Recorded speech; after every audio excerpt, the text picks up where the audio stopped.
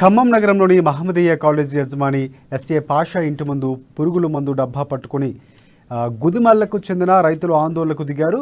గుదిమల్ల గ్రామానికి చెందిన పేరం శ్రీనివాసరావు అనే వ్యక్తి 7 రైతుల దగ్గర నుంచి దాదాపుగా 49,50,000 రూపాయలు మహమ్మదీయ కాలేజీ చైర్మన్కు ఇప్పించాడని, దాదాపుగా 11 ఏళ్లు గడిచినా ఇప్పటి వరకు డబ్బు తిరిగి ఇవ్వలేదని ఆరోపించారు.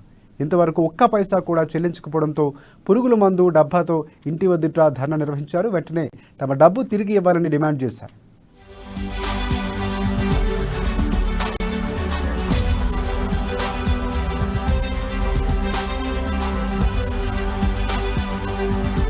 పాషా అనే మాంపీ కాలేజ్ యజమానికి రైతుల దగ్గర 50 లక్షలు ఇప్పించినన్నా, 7 రైతుల దగ్గర ఇప్పించినన్నా.